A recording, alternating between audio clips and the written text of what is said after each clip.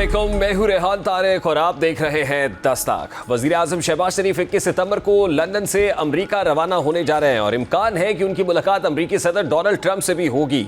अब ये दौरा ऐसे वक्त में हो रहा है जब पाकिस्तान और सऊदी अरब के दरमियान एक तारीखी अस्करी और दिफाई मुआहिदा तय पाया है जिसके तहत सऊदी अरब की सलामती के अहम उमूर में पाकिस्तान को एक कलीदी किरदार मिल रहा है। और जाहिर है सऊदी अरब और पाकिस्तान के दरमियान होने वाला स्ट्रेटेजिक बाहमी दिफाई मुआहिदा खित्ते की जोग्राफियाई सियासत और आलमी ताकतों के तवाज़ुन पर गहरे असरात डाल सकता है। यही वजह है कि यह सवाल उठ रहा है कि इस मुआहिदे के बाद अमेरिका और पाकिस्तान के ताल्लुकात में किस नौयत की तब्दीली देखने को मिल सकती है।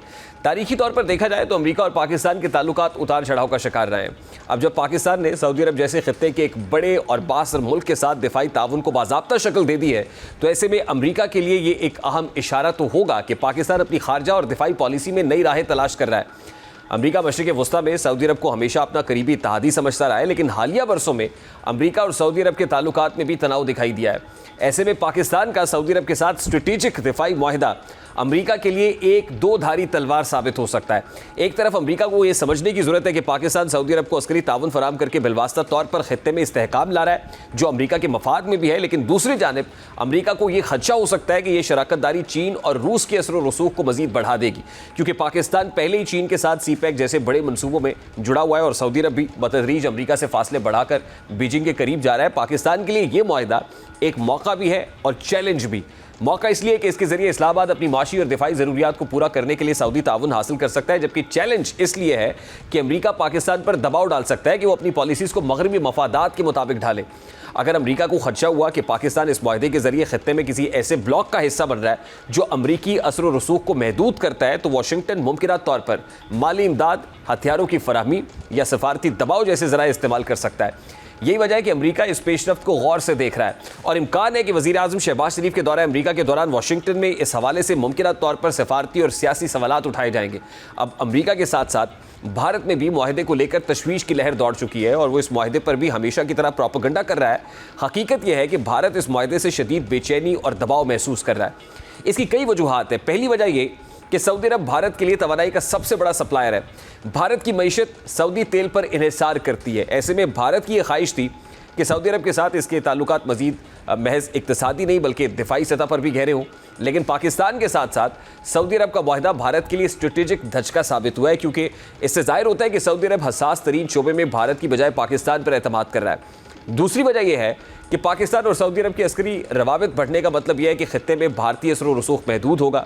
भारत हमेशा ये कोशिश करता रहा है कि खलीजी ममालिक को पाकिस्तान की बजाय अपने करीब किया जाए ताकि इस्लामाबाद को खित्ते में तन्हाई का शिकार बनाया जाए, लेकिन यह मुआहिदा भारत की इस पॉलिसी के आगे बंद बांध रहा है। तीसरी और सबसे बड़ी वजह खित्ते में ताकत का तवाज़ुन है। भारत खित्ते में खुद को वाहिद सुपर पावर के तौर पर पेश करना चाहता है और वो इस हवाले से अमेरिका समेत मगरबी ताकतों के साथ स्ट्रेटेजिक पार्टनरशिप कायम कर चुका है। लेकिन अगर सऊदी अरब जैसे बड़े इस्लामी ममालिक ने अपनी सलामती के लिए पाकिस्तान पर इन्हिसार शुरू कर दिया है तो ये भारत की सफारती और दिफाई हैसियत को एक बड़ा चैलेंज होगा। मोदी हुकूमत को यह खौफ है कि यह ताउन सिर्फ सऊदी अरब तक महदूद नहीं रहेगा बल्कि दीगर खलीजी ममालिक भी पाकिस्तान की तरफ देखने लगेंगे। इस तरह जनूबी एशिया और मशरिक़ वस्ता में पाकिस्तान का किरदार मजीद मजबूत होगा। भारत की तिलमिलाहट की एक और वजह मकबूजा कश्मीर का मसला है। सऊदी अरब और खलीजी ममालिक माजी में अक्सर इस मसले पर मोहतात रवैया अपनाते रहे, लेकिन अगर पाकिस्तान के साथ इसके अस्करी ताल्लुकात मजीद गहरे होते हैं तो ये इम्कान बढ़ सकता है कि वो मकबूजा कश्मीर पर पाकिस्तान के मौक़िफ़ के करीब आ जाए। ऐसे में ये भारत के लिए एक बड़ा सिफारती धचका होगा। ये भी हकीकत है कि अमेरिका भारत का स्ट्रेटेजिक पार्टनर है और अमेरिका भारत को चीन के मुकाबले में एक तवाज़ुन के तौर पर इस्तेमाल करना चाहता है। ऐसे में अगर पाकिस्तान, सऊदी अरब और चीन एक नए ब्लॉक की शक्ल इख्तियार कर लेते हैं तो भारत को ये खदशा लाहक होगा कि अमेरिका की तवज्जो तकसीम हो जाएगी, इसलिए भारत इस मुआहिदे से खाइफ है। बहरहाल पाकिस्तान के लिए भी आसान रास्ता नहीं होगा। एक तरफ उसे सऊदी अरब और चीन के साथ करीबी ताल्लुकात रखने हैं तो दूसरी जानिब अमेरिका के साथ अपने ताल्लुकात को भी बरकरार रखना है। वज़ीर आज़म शहबाज शरीफ का दौरा अमेरिका इस तनाजुर में अहमियत इख्तियार कर गया और अगर वाशिंगटन को ये यकीन दिलाने में कामयाब हो जाते हैं कि ये मुआहिदा किसी भी मुल्क के खिलाफ नहीं बल्कि खित्ते के इस्तेहकाम के लिए, तो पाकिस्तान अमेरिका के साथ ताल्लुकात को मुतवाज़िन रख सकेगा। लेकिन अगर अमेरिका ने इसे अपनी पॉलिसी के खिलाफ समझा तो ताल्लुकात में बिगाड़ पैदा हो सकता है। बहरहाल पाकिस्तान और सऊदी अरब के दरमियान दिफाई मुआहिदा सिर्फ एक दो तरफा ताउन नहीं बल्कि खित्ते के नक्शे में बड़ी तब्दीली की अलामत भी है। इस वक्त international relations expert doctor Irfan ने ज्वाइन किया है। अस्सलाम वालेकुम डॉक्टर साहब, बहुत बहुत शुक्रिया आपके वक्त के लिए। डॉक्टर साहब एक ऐसे वक्त में जब पाकिस्तान और सऊदी अरब के माबैन स्ट्रेटेजिक मुआहिदा हुआ है, जाहिर है इसकी बाज़गश्त ना सिर्फ पूरे खत्ते में बल्कि पूरी दुनिया के अंदर सुनाई दे रही है, और एक ऐसे वक्त में जब 21 सितंबर वज़ीर आज़म पाकिस्तान लंदन से अमेरिका रवाना हो रहे होंगे, यूनाइटेड नेशंस की साइडलाइंस पे डोनाल्ड ट्रंप से मुलाकात भी मुतवक्के है, तो क्या वहाँ से कोई रिएक्शन आएगा इस मुआहिदे पर? अगर आता है तो पाकिस्तान को बेफिटिक रिस्पॉन्स क्या होना चाहिए? देखिए, ये जो मुआहदा है, जहाँ एक तरफ पाकिस्तान, पाकिस्तानियों और अरब कंट्रीज़ के लिए एक जोश और खरोश और बहुत ज़्यादा सिग्निफिकेंट जो इसकी अहमियत है, लेकिन दूसरी तरफ ये हमारे लिए एक डायलेमा भी मुस्तकबिल के अंदर बन सकता है, जिसकी तरफ आपने अपने इंट्रोडक्शन के अंदर भी इशारा किया था कि देखें, इस खित्ते के अंदर जो अरब ममालिक हैं, स्पेशली सऊदी अरेबिया, वो डायरेक्ट कभी भी इजराइल और सऊदी अरेबिया की जंग कभी आपस में नहीं हुई। अगर आप उसको हरीफ के तौर पे देखते हैं तो वो बिल्कुल गलत है। सिर्फ इस मुआहदे की टाइमिंग ऐसी है कि कुछ अरसा पहले, क्योंकि पहलगाम का वाक़या हो चुका है और अभी रिसेंटली 9 सितंबर को दोहा के ऊपर अटैक हुआ इजराइल का, जिसके नतीजे के अंदर अरब इस्लामिक समिट हुआ, और समिट के नतीजे में आप देखते हैं पहले नशिस्तन गुफ्तन बर्खास्तन का सिलसिला रहा, लेकिन 2 दिन के बाद सऊदी अरेबिया और पाकिस्तान का ये जो मुआहदा है, स्ट्रेटेजिक एग्रीमेंट, ये होता है। हमें एक चीज़ समझना बड़ा ज़रूरी है यहाँ पे रेहान, कि एक एग्रीमेंट और ट्रीटी के अंदर बड़ा फ़र्क होता है। जो ट्रीटी कोई होता है, ये एक एग्रीमेंट है, एक ट्रीटी नहीं है। और एग्रीमेंट भी ऐसा कि जिसकी अभी हमारे पास एक सिर्फ स्टेटमेंट की शक्ल हमारे सामने आई है, जिसके ऊपर ये लिखा हुआ है कि aggression on either country would consider N aggression on both. तो अभी तक जो आपका ट्रीटी होता है वो हमेशा लीगली बाइंडिंग होता है कि अंडर द इंटरनेशनल लॉ रियासत ने उसके अंदर लिखी हुई एक एक शिक को फॉलो करना होता है। लेकिन जब हम लफ्ज़ एग्रीमेंट का इस्तेमाल करते हैं तो एग्रीमेंट जो होता है वो लीगली बाइंडिंग नहीं होता। उसके अंदर रियासत उस वक्त के हालात के मुताबिक अपना फैसला साजी कर सकती है। इस वक्त 2 तरह के जो तासुरात हैं ना, अब वो उभर रहे हैं। एक अमूमी और अवामी तासुर है इस मुआहदों के लेके, जो कि हम सोशल मीडिया के ऊपर देख रहे हैं, और जिसकी जो मरकजी नुक्ता है वो इंडिया और इजराइल है। कि पाकिस्तान जो है वो सऊदी अरेबिया की इजराइल के खिलाफ जंग में हिस्सादार होगा, जबकि सऊदी अरेबिया जो है वो इंडिया के खिलाफ पाकिस्तान की जो जंग होगी उसमें हिस्सेदार होगा। लेकिन हकीकी तौर पर जो हुकूमती मौक़िफ़ हैं वो इसकी तायद करते हुए नज़र नहीं आते हैं। अगर आप हुकूमती मौक़िफ़ सऊदी अरेबिया को देखें तो वो ये कहते हुए नज़र आते हैं कि ये मुआहदा 2 दिन की बाज़गिश्त के नतीजे में सामने नहीं आया। इस मुआहदे के पीछे 1 साल की हमारी मुलाकातों का हमारे फील्ड मार्शल आर्मी चीफ जो हैं और हमारे वज़ीर आज़म शहबाज शरीफ वक्तन फ़वक्तन सऊदी अरेबिया के दौरे करते रहे। अगरचे अमेरिका से ये बात छुपाई गई, और ये एक बहुत बड़ी, आप कह लें कि ये भी अपने वजूद के अंदर एक सिग्निफिकेंस। डॉक्टर साहब, कता कलामी के लिए माजरत, देखिए ये एग्रीमेंट है या ट्रीटी है? सबसे पहले तो आप ये कह रहे हैं ना कि ये कोई लीगल बाइंडिंग नहीं है, ये ट्रीटी की तरह से नहीं है, बट 2 पार्टीज इफ एग्रीड, और एग्री किस बात पे किया है? अगर आप हिस्टोरिकल पर्सपेक्टिव में देखें तो जाहिर है पाकिस्तान ये स्ट्रेटेजिक सपोर्ट या अस्करी डोमेन की सपोर्ट सऊदी अरब को पहले भी दे चुका है, जल ज़िया के दौर से, मतलब जाहिर है उस वक्त भी रहा, और फिर इसका एक तारीखी पस मंज़र है। तो अब अगर ये हो रहा है at this point in time, तो जैसे आपने कहा कि वक्त बड़ा इंपॉर्टेंट है, वक्त बड़ा क्रूशल है, दोबारा से इसको रिफ्रेश करना और इस वक्त पे करना, इसकी सिंबॉलिक इंपॉर्टेंस तो अपनी जगह पर बाहर कैफ है ना डॉक्टर साहब? नॉट ओनली सिंबॉलिक सिग्निफिकेंस इसकी नहीं है, इसकी पॉलिटिकल सिग्निफिकेंस भी बहुत ज़्यादा है। देखें इंडिया के ऊपर जो इसकी इम्प्लीकेशंस हैं कि इंडिया जो गुज़िश्ता 2014 के बाद मोदी की गवर्नमेंट आती है, और मुसलसल एक ही कोशिश थी कि इंटरनेशनल फोरम्स के ऊपर वो जाते थे और पाकिस्तान को एक टेररिज्म स्पॉन्सर्ड स्टेट के तौर पर प्रेजेंट करते थे, और पाकिस्तान को खित्ते के अंदर और दुनिया के अंदर डिप्लोमेटिकली आइसोलेट करने की बात करते थे। लेकिन ये जो एक तो डोनाल्ड ट्रंप का फील्ड मार्शल को बुलाना अमेरिका के अंदर, उनके साथ लंच करना, और उसके बाद सऊदी अरेबिया का पाकिस्तान के साथ ये जो एग्रीमेंट है, ये वो तमाम जो गुज़िश्ता 20 सालों में इंडिया की काविशें रही हैं कि वो पाकिस्तान को आइसोलेट कर देगा, तो वो ये सारी की सारी काविशें उसकी एक मुआहदे के नतीजे में ही जो है वो ख़त्म नाकाम हो चुकी हैं। और दूसरी तरफ देखें, जो पाकिस्तान करंटली जिस सिचुएशन में, जो ग्लोबल साउथ और ग्लोबल नॉर्थ, इनके दरमियान में जो डिस्टेंस है वो बड़ा वाइडन हो चुका है। 7 अक्टूबर 2023 के बाद जो इजराइल की तरफ से हमास के खिलाफ, फ़लस्तीन के खिलाफ, लेबनान, सीरिया, ईरान, यमन और तकरीबन 7 और फिर कतर के ऊपर जो अटैक है, जो उसके ऊपर ब्लंडर्स ये करता रहा है इजराइल, इसका नुकसान फ़लस्तीनियों और हमास का शिकार नहीं हुए इसका, असल में इसका नुकसान ज्यादा अमेरिका और मगरबी ताकतों की साख को पहुंचा है कि वो मगरबी ताकतें जो अब तक अपने आप को एक यूनिपोलर वर्ल्ड के अंदर सुपर पावर के तौर पर प्रेजेंट कर रहा था अमेरिका और उसके अलाइड मगरबी ताकतें जो थीं, लेकिन इस वक्त दुनिया जो है, जैसे आप अपने इंट्रो में कह रहे थे कि इस वक्त अमेरिका के लिए ये एक स्विस मोमेंट है। स्विस कैनाल का जो वाकया है ये 1956 के अंदर हुआ था, जिसके एट दैट टाइम फ्रांस और बरतानिया दुनिया की बड़ी ताकतें थीं, और जब इजराइल ने, फ्रांस ने और बरतानिया ने मिलकर स्विस कैनाल के ऊपर कब्जा करने की कोशिश की, तो अमेरिका की एक कॉल के ऊपर इन ममालिक को कब्जा छोड़ के जाना पड़ा और इजिप्ट के हवाले करनी पड़ी वो कैनाल। और उस वक्त वो ये रियलाइज कर चुके थे बरतानिया, और पूरी दुनिया ये समझ चुकी थी कि अब बरतानिया और France are not global powers any more. इस वक्त अमेरिका के लिए भी वो स्विस मोमेंट है। अब सऊदी अरेबिया को भी ये रियलाइज हो चुका है कि अमेरिका के अंदर वो जो 1991 के बाद जब कोल्ड वॉर का इख्तिताम हुआ। डॉक्टर साहब, साथ ही जाहिर है ये हमारे लिए भी एक डिसाइसिव मोमेंट तो है। ये जो ग्लोबल साउथ और ग्लोबल नॉर्थ की जंग है, इसमें हम किस तरफ खड़े हुए हैं? क्या हम किसी ब्लॉक पॉलिटिक्स का हिस्सा बन रहे हैं या फिर हम बैलेंस मेंटेन करेंगे? What are you looking at? हमारी पोजीशन इस वक्त क्या है? हम किस तरफ नजर आ रहे हैं और क्या हमें बैलेंस क्रिएट करना आ गया है या हम कर सकते हैं?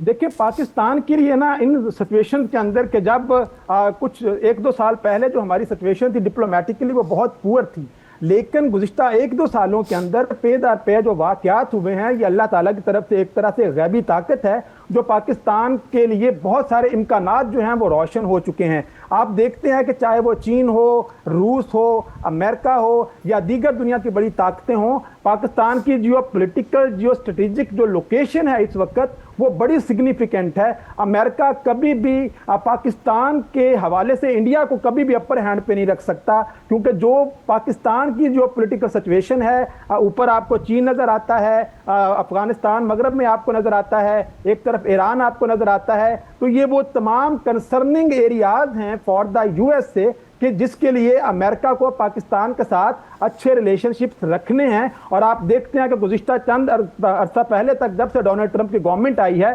तो हर गुजरते हुए दिन के साथ पाकिस्तान और अमेरिका के ताल्लुकात के अंदर आपको एक जोश और खरोश नज़र आ रहा है। पाकिस्तान के लिए ना सिर्फ खित्ते के अंदर, साउथ एशिया के अंदर और मिडल ईस्ट के अंदर जो इम्कानात हैं वो बहुत ज़्यादा रोशन हो चुके हैं। जहां ये सऊदी अरेबिया अब पहले फेज पे हमारे साथ स्ट्रेटेजिक एग्रीमेंट कर रहा है और इस वक्त इट इज़ एक्सपेक्टेड, और ये हमेशा होता रहा है कि डोमिनो इफेक्ट के तहत रियासतें उसको ज्वाइन करती हैं। बैंड वैगन की एक टर्म हम इस्तेमाल करते हैं कि अब इस बैंड वैगन के ऊपर दीगर जो अरब कंट्रीज़ हैं वो भी सवार होंगे और पाकिस्तान जो है वो अरबों को सिक्योरिटी जो है उसकी जमानत देगा जो अमेरिका उनको सिक्योरिटी नहीं दे सका।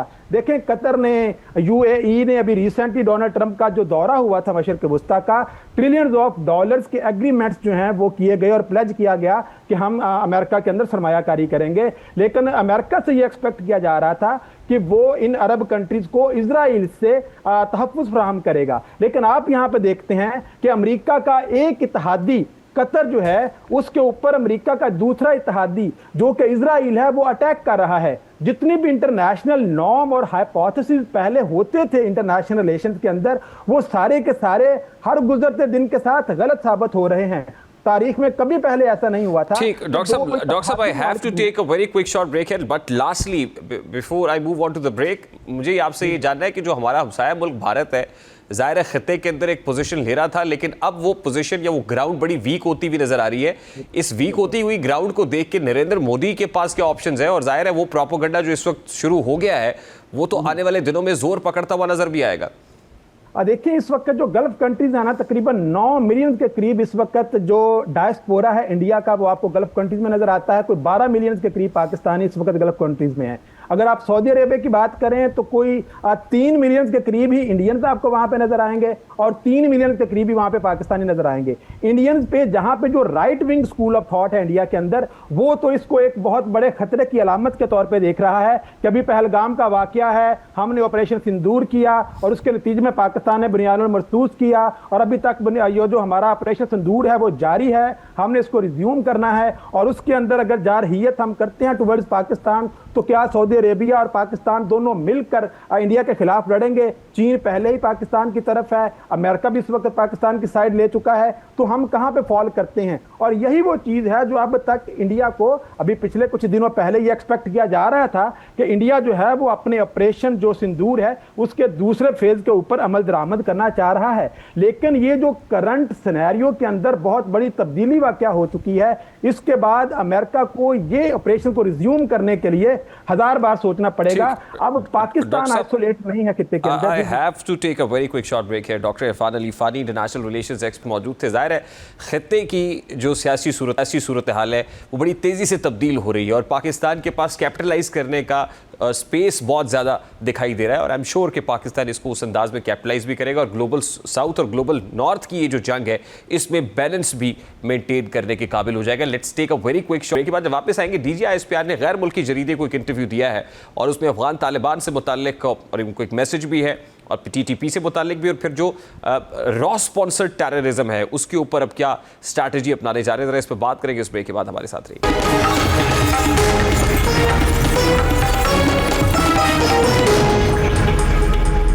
पाकिस्तान इस वक्त एक इंतहाई संगीन और पेचीदा चैलेंज का सामना कर रहा है जिसका नाम दहशतगर्दी है।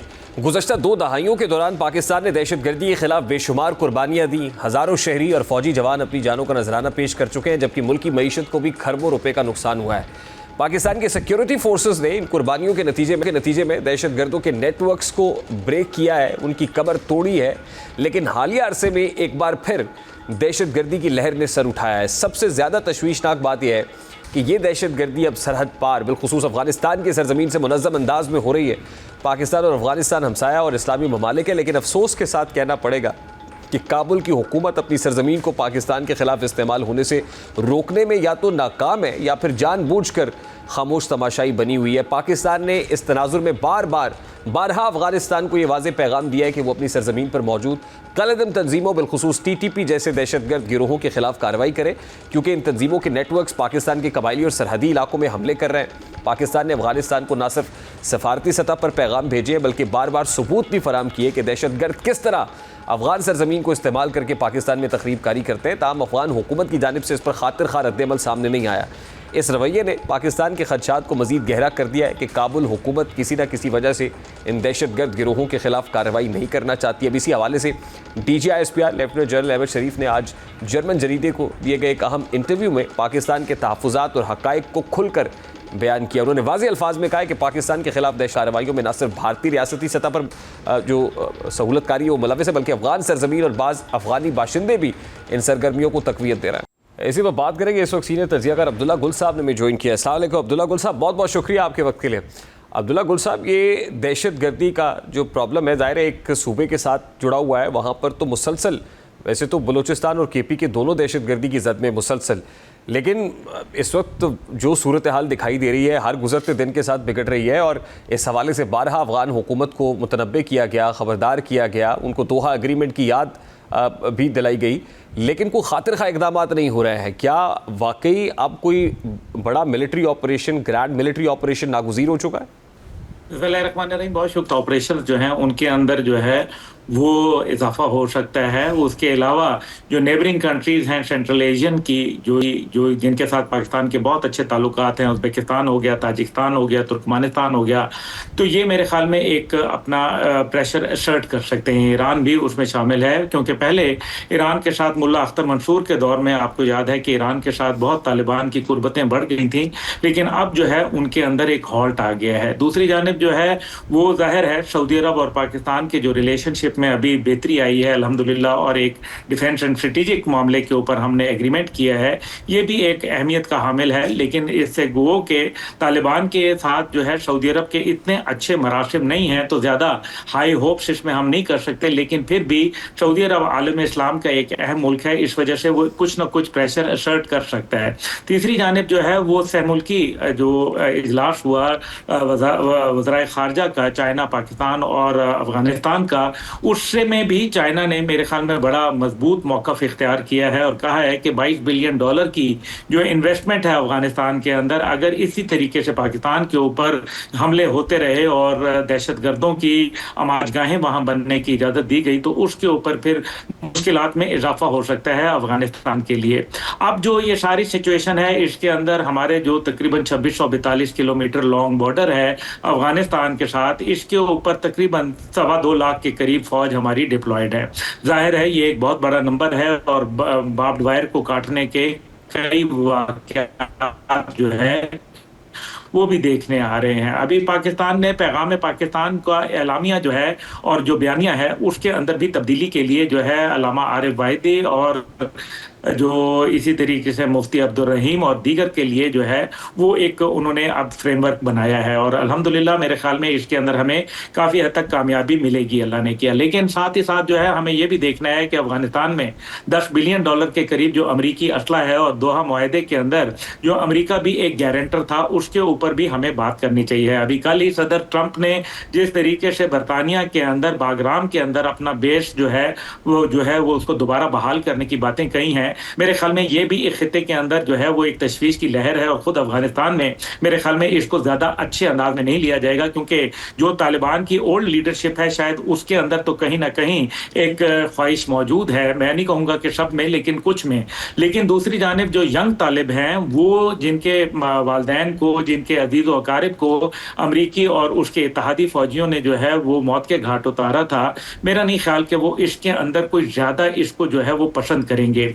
अब जो अफगानिस्तान के अंदर जो जिस तरीके से टीटीपी और बीएलए और जो ये मजीद ब्रिगेड है ये अपना किरदार अदा कर रहे हैं और इन तमाम के जो हेडक्वार्टर हैं वो अफगानिस्तान में मौजूद हैं। पाकिस्तान ने जमातुल अहरार के खिलाफ जो है एक आपको पता है टारगेटेड पाकिस्तान एयरफोर्स का ऑपरेशन था जिससे जो है जिसको हम प्रीएम्प्टिव स्ट्राइक डॉक्ट्रिन भी कह सकते हैं, वो जो है एक कामयाब हुआ और उसके अंदर हमने बहुत सारे जो है समरात ये जाहिर है ऑपरेशन पाकिस्तान के अंदर तो हुआ लेकिन डीजीआईएसपीआर के स्टेटमेंट से लगता ही है, जाहिर है उन्होंने एक चीज़ तो बताई कि इसमें ये रॉ स्पॉन्सर्ड है, इसमें भारतीय हाथ मुलव्वस है भरपूर अंदाज में, तो ये पाकिस्तानी सरजमीन पे हो रहा है। लेकिन क्या आने वाले दिनों में हमें नजर आएगा कि अफगान सरजमीन पे भी कोई ऐसा इंटेलिजेंस बेस्ड स्ट्राइक हो सकती है? और फिर दूसरी इंपॉर्टेंट चीज़ ये है कि ज़ाहिर है इकॉनमी का एक बहुत बड़ा फैक्टर है और अफगान तालिबान भी अब ये देख रहे हैं उनको भी कार्य सरकार उमूर चलाने के लिए फाइनेंसेस तो चाहिए हैं। Are they getting close to India? जी देखिए, बात यह है कि वो उनके पास बहुत सारे असबाब हैं और सबसे बड़ी बात यह है कि 93% और जो नारकोटिक्स ट्रेड था दुनिया का वो अफगानिस्तान से चला और फिर जाहिर है ये एक बहुत बड़ी अमाउंट है, 6800 टन का जो नारकोटिक्स था वो वहाँ से जो है स्मगल हुआ। तो ये तो एक मेरे ख्याल में एक ऐसी इंडस्ट्री है। दूसरी जानिब जो है अमेरिका खुद इस बात का इकरार कर चुका है कि $18.5 बिलियन की उन्होंने जब से 1 सितंबर 2021 से एग्जिट हुआ अमेरिकन और एलाइड फोर्सेस का, तो उसके बाद से $18.5 बिलियन जो है वो अफगानिस्तान को दे चुके हैं। ऐसी सूरत में जहां डॉलर उनका जो है पाकिस्तान से कम है, तकरीबन 78 रुपए के ऊपर डॉलर है और पाकिस्तान का आपके सामने है। लेकिन इस सब से कहने का मतलब यह है कि अफगानिस्तान से कहीं ना कहीं असले की स्मगल भी हो रहा है। जो $10 बिलियन का असला अमेरिका का मौजूद है, अमेरिका ने अभी तक जो है बावजूद इसके कि डोनाल्ड ट्रंप साहब ने अपनी इलेक्शन कैंपेन में कहा और फिर उन्होंने सबसे पहले जो हुक्मनामे जो जारी किए उसके अंदर ये भी था कि हम जो है अफगानिस्तान से वापस असला लेके आएंगे, लेकिन अभी तक वो असला वापस नहीं आ सका। इसलिए मेरे ख्याल में जो अभी असला का जो बिकाओ है जो कि मुख्तलिफ ममालिक को, जिसमें इंडिया भी शामिल है, जो छुप के खरीद रहा है और अमेरिकन टेक्नोलॉजी को रिवर्स करने की कोशिश कर रहा है, वो भी उसमें शामिल है। लेकिन इन सब के बावजूद जो है मेरे ख्याल में इंडिया का जो एक स्पेशल जो सेल उन्होंने कायम किया है डिस्ट्रॉय सी पैक के नाम से, उसके अंदर $1 बिलियन का बजट मुख्तस किया है। और जाहिर है जो तालिबान जो अफगानिस्तान के हैं और इसी तरीके से ठीक है अब्दुल्ला गुल साहब, लास्टली ये दहशतगर्द हैं, मुझे अब्दुल्ला गुल साहब माजरत के साथ ब्रेक लेने का क्योंकि कहा जा रहा है, लास्टली जो मेरे सवाल का पहला हिस्सा है कि क्या पाकिस्तान अफगान सरजमीन पे भी कोई टारगेटेड ऑपरेशन कर सकता है, क्विकली बताइएगा, then I have to take a break sir. ये पाकिस्तान बिल्कुल जो है इस किस्म के ऑपरेशन करेगा। अगर पाकिस्तान को बिल्कुल अफगानिस्तान की जानिब से कोई किसी किस्म की उम्मीद ना नजर आई तो पाकिस्तान ये राइट रखता है कि वो ऑपरेशन किसी भी सूरत का जो है वो अफगानिस्तान के अंदर जो है वो करे। बिल्कुल, पाकिस्तान अफगान सरजमीन पे भी इस तरह के अटैक्स ऑपरेशंस कर सकता है। इंटेलिजेंस बेस्ड ऑपरेशंस है, टारगेटेड ऑपरेशंस हो सकते हैं और जाहिर इस बात का इंडिया DGISPR भी दे रहा है। I have to take a very quick short break और ब्रेक के बाद वापस आएंगे, गुफ्तगू को कंटिन्यू करेंगे। हमारे साथ रहिए।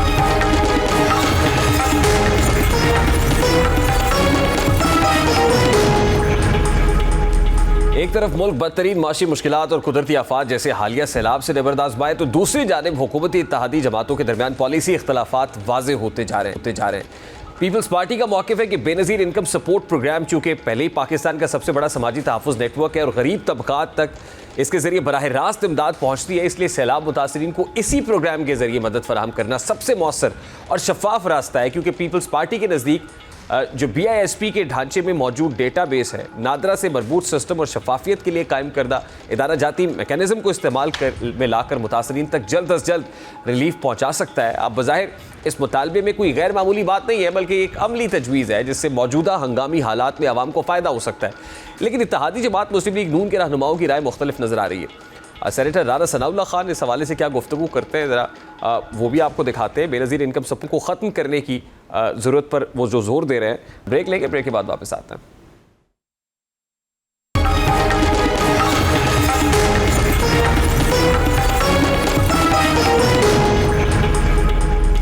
एशिया कप के दौरान पाकिस्तान और भारत के दरमियान सिर्फ मैदान में मुकाबला नहीं हो रहा, बल्कि मैदान के बाहर भी भारतीय मीडिया और वहां मौजूद बासर भारतीय अफसरान पाकिस्तान के खिलाफ एक मनफी मुहिम पर अमल पैरा है। और यही वजह है कि हैंडशेक तनाज़ा खत्म होने के फौरी बाद एक और गैर ज़रूरी तनाज़ा खड़ा करना इसी सिलसिले की ताज़ा मिसाल है। भारतीय मीडिया ने एक मरतबा फिर पाकिस्तानी टीम को निशाना बनाया और ये प्रोपेगेंडा किया है कि दुबई में मुत्तहिदा अरब अमारात के खिलाफ मैच से कबल पाकिस्तानी मीडिया मैनेजर ने टूर्नामेंट की कवानीन की खिलाफ वर्जी करते हुए प्लेयर्स और मैच ऑफिशियल्स एरिया में फिल्म बंदी की। हालांकि हकीकत यह है कि वाक़या माजरत के लम्हे से जुड़ा हुआ था, जब मैच रेफरी एंडी पाइक्राफ्ट ने खुद अपनी गलती तस्लीम करते हुए पाकिस्तानी टीम से माफ़ी मांगी। तो ऐसे में इस लम्हे की वीडियो बनाना कोई जुर्म नहीं है, बल्कि एक तारीखी लम्हा महफूज करने के मुतरादिफ था, ताकि दुनिया को हक़ाइक़ दिखाए जा सके। क्योंकि भारत पाकिस्तान की नफरत में किसी भी हद तक जा सकता है। अब ये सवाल अपनी जगह मौजूद है कि भारतीय मीडिया को इस वीडियो से तकलीफ क्यों हुई। तो इसकी वजह बिल्कुल वाज़ेह है। भारत की पूरी कोशिश है कि किसी न किसी बहाने पाकिस्तानी टीम की साख को मुतासिर किया जाए और आलमी सतह पर इसके खिलाफ माहौल बनाया जाए। भारत की ये हिकमत अमली नई नहीं, माजी में भी देखा गया है कि जब भी पाकिस्तान क्रिकेट ने बेहतर कारकर्दगी दिखाई है, किसी मौके पर भारतीय टीम के रवैये पर सवाल उठा, तो भारतीय मीडिया और कुछ ऑफिशियल्स ने रुख मोड़कर इल्ज़ाम पाकिस्तान पर डालने की कोशिश की। यही इस बार भी हो रहा है। ICC के अंदर भी बाज़ भारतीय अफसरान के किरदार पर सवालात उठ रहे हैं। इतलात के मुताबिक ICC के जो CEO हैं संजोग गुप्ता, उन्होंने PCB को ईमेल करके शिकायत दर्ज कराई हैं। ये तर्ज़-ए-अमल इस बात की गमाज़ी करता है कि ICC के अंदर भी भारतीय असर व रसूख बढ़ता जा रहा है। अगर मैच रेफरी ने पाकिस्तानी टीम से माजरत की तो फिर इस मौके पर वीडियो बनाना किसी तरह से जुर्म हो सकता है। ये सिर्फ और सिर्फ एक बहाना है ताकि पाकिस्तान पर दबाव डाला। प्रोग्राम का वक्त अपने इख्तिताम को पहुँचे। आपसे मुलाकात होगी इंशाअल्लाह अगले हफ्ते। अपना रखिए ख्याल। अल्लाह हाफ़िज़।